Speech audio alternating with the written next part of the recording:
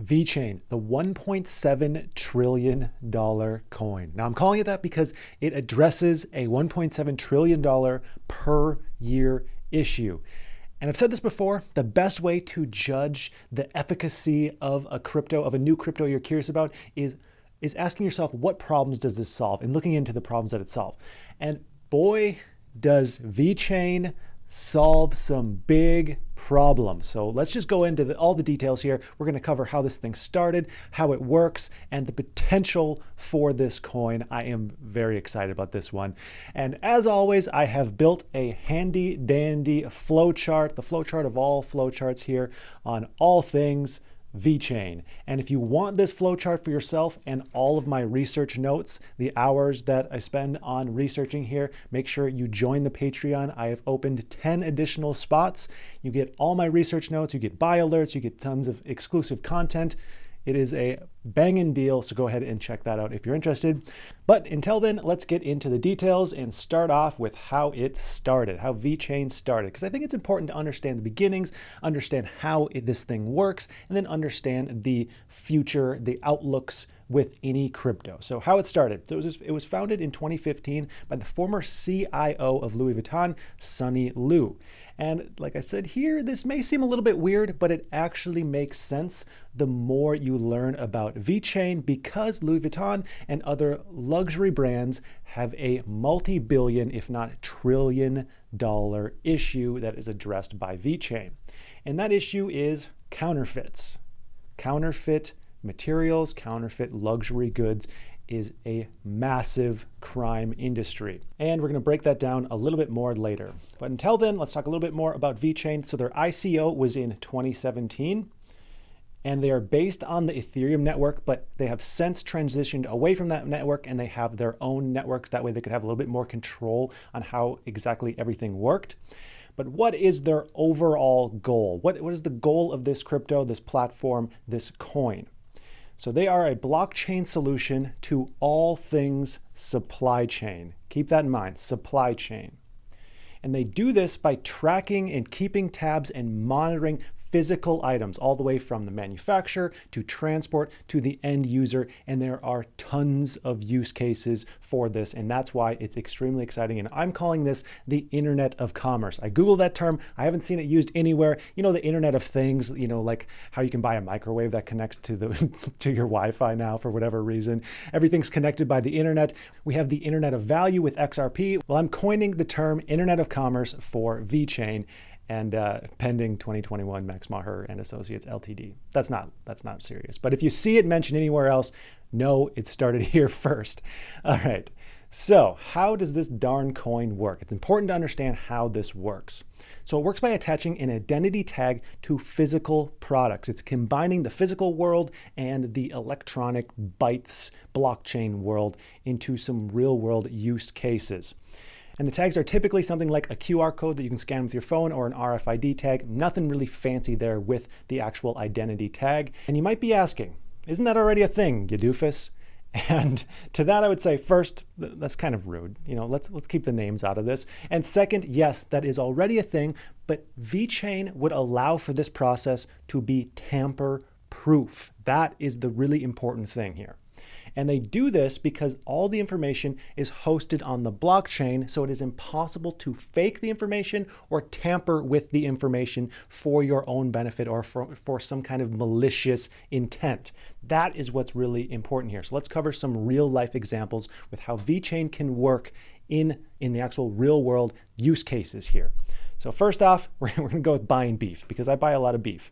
So an example here is you could have a QR code on some log of beef that's in the grocery store. You scan it with your phone, and with this, you may be able to tell when this was actually transported to the store, the temperature that it was kept at. Did it dip below a certain temperature, which could mean, you know, it's some bad beef.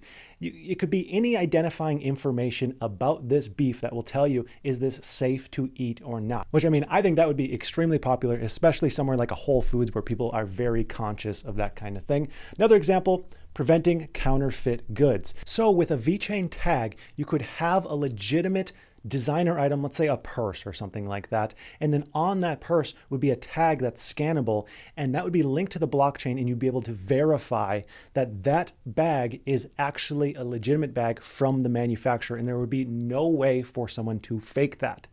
Extremely exciting, and that addresses the $1.7 trillion a year industry.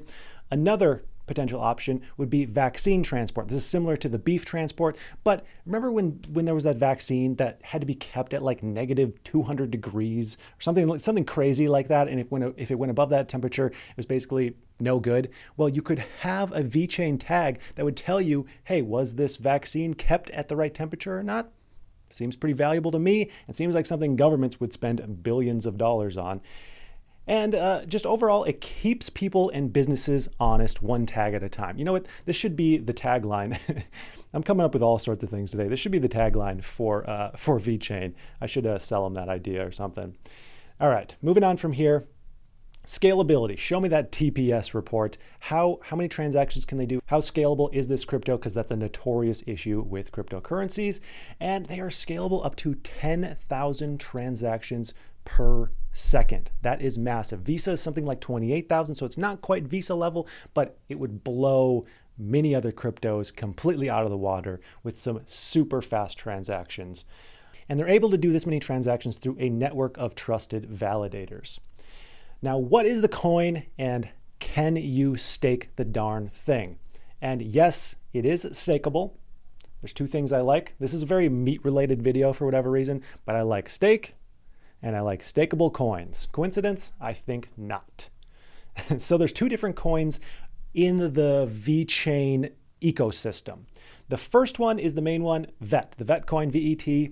It's the main store of value. This is the main cryptocurrency of the entire network. This is likely the one you'd buy if you are a fan of this network and the ideas that they propose. And then second, they have VTHO or VeThor. And this is their second currency used for completing transactions. And generally it's used for gas fees and other transactions within the network. And VeThor is actually what is paid out in staking rewards. So you stake your VET coin and you're paid out in VeThor. It's VTHO. And how it works is 70% of transaction fees are burned in all transactions and 30% are paid to stakers or stakeholders. It should be stakeholders, but I don't think that's actually, let me know in the comments what's the correct syntax, stake or stakers or stakeholders. Stakeholders sounds a lot better. So VET is the main store of value.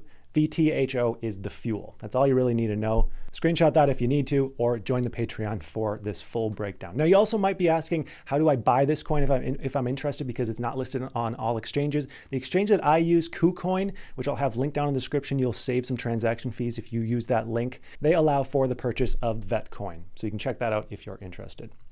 And then finally, what is the bottom line? Is it good? Should you check into this more? Now, none of this is investment advice, but should you check into this thing a little bit more, or should you just throw it to the wayside as a coin that I don't really care about? So let's give a final verdict here. Use cases, check. What are the use cases? It can solve a near infinite number of problems. I mean, for any product, it's pretty easy to think of a potential use case with this VeChain system. So it can be used for preventing counterfeits. It can be used for improving product safety, increasing consumer confidence, because we don't have to trust stores or shippers or manufacturers that we don't have to trust that they're doing the right thing. It can reduce supply chain cost. Obviously reduce a ton of fraud, which generally just helps out the companies. I guess it can help you out since you're not buying counterfeit items accidentally.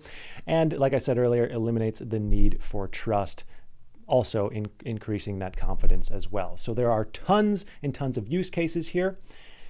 Is there any money in the problems that they solve? So it's good to solve a problem, but if there's money riding on solving that problem, it just explodes the reason to buy into something like this. And we get a big old checky check here. All right, so the counterfeit industry, like I mentioned a few times, is the largest crime industry in the world, $1.7 trillion a year. And I think that statistic is actually from like 2008, so it's probably much larger. A fact that I found, 30,000 counterfeit wine bottles are sold in China every hour. Every hour. Also, anti-counterfeit packaging, the industry for the anti-counterfeit packaging is $106 billion a year where it stands already. So there's already a $106 billion industry just for packaging to solve this issue. And obviously they're not doing a perfect job of that. And also billions a year are spent in tamper-proof and tamper-evident packaging, you know, like a safety seal on medicine or like a milk jug or something like that. Now I couldn't find the actual industry size for these products for that tamper-proof, tamper-evident packaging, but I could find there was a report that you can buy for $2,350. I can't believe it's that expensive, but I wasn't going to pony that up just for one little stat on this video. I just thought it was wild. And then finally, are they actually doing any of this yet? So it's great to have all these claims. It's great to have potential use cases, but are they doing the darn thing? And if they are, that makes everything much more valuable. And we get a big old check mark there. So there are tons of partnerships with large businesses already, including Walmart, Renault, BMW, H&M, and many more. With Renault, they're doing something really unique with like a car history report. It's kind of like a Carfax report that is immutable. It can't be changed. It can't be fraudulent. So it would keep your maintenance history, accident history, everything about a vehicle on the blockchain, and you can't alter it. So it'd be cool to be able to like buy a used car and know all the information that you actually need to know is right there. Just another potential use case. I also have a website linked in the description that shows tons more of their partnerships with multi-billion-dollar companies who obviously have some amount of confidence in them and the coin and the project. So that's going to do it. I am extremely excited about this project. It's one of those things that the more I looked into it, the more I learned, the more I was like, wow, this is really something. So I hope that this was informative. Make sure you like this video, subscribe if you learned anything new. I would like to thank you so much for watching, and I hope you have a profitable day.